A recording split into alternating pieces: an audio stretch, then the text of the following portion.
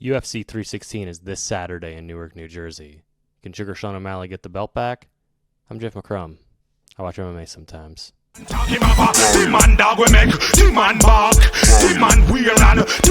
weekend is UFC 316, headlined by the rematch between Merab Dvalishvili and Sugar Sean O'Malley. Merab stole O'Malley's UFC title like he stole his jacket at Noche UFC, which for those of you who don't habla español means Night UFC. After that fight, Merab defended the title in January at UFC 311, where he got all mixed up in a hard-fought battle with Umar Nurmagomedov, which won Fight of the Night honors. Meanwhile, O'Malley hasn't fought anyone.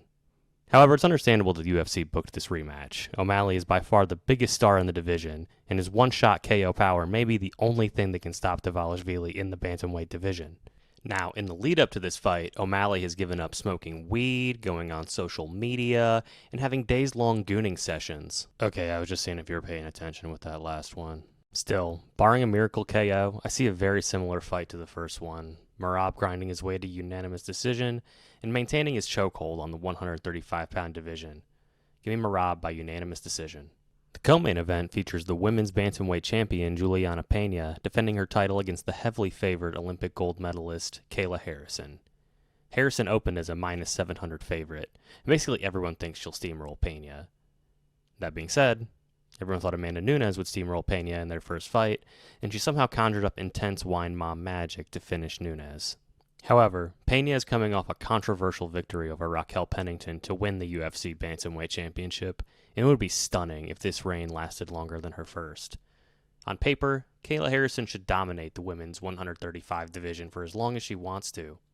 However, this is a division where chaos often reigns, so if that unhinged wine mom energy somehow leads to a Peña victory, it wouldn't be the most shocking upset. That being said, give me Kayla Harrison by second round submission. Hey, if you're enjoying this so far, you should hit that like button, and you should subscribe to me, and you should comment on this video. You got any wild upset picks? Do you think something crazy's gonna happen? Do you think that somebody's gonna get DQ'd for fish hooking their opponent in the butt? Let me know.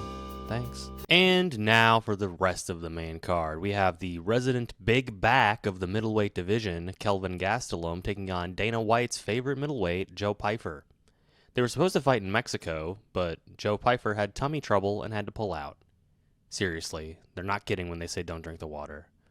Pyfer is the younger fighter with more momentum, but Gastelum is still a tricky veteran who has never been knocked out.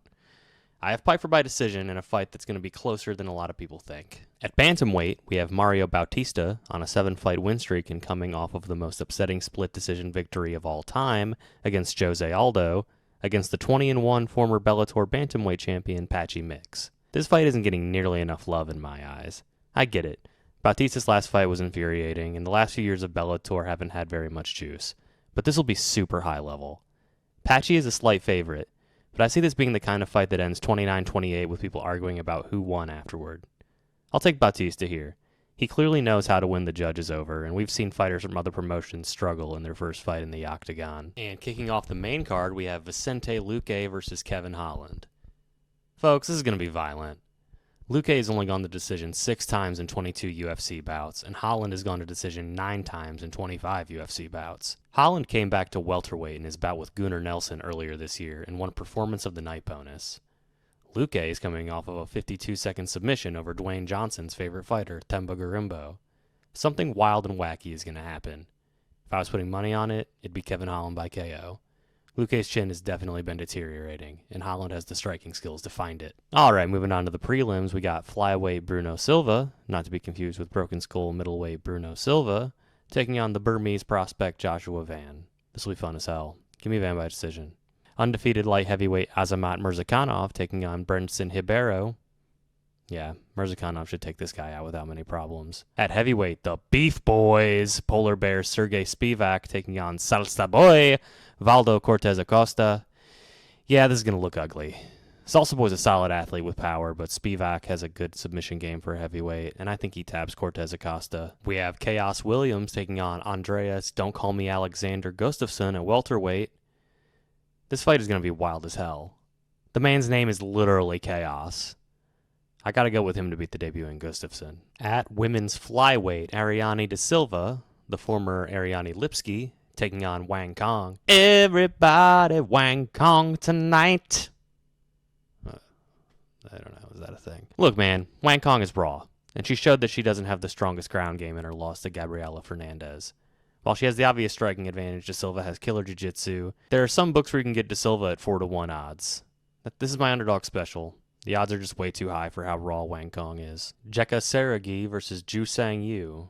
Yu is making his UFC debut as an undefeated featherweight prospect out of South Korea. I think he'll dispatch the Indonesian Seragi fairly easily. Lightweights, the Australian Quillian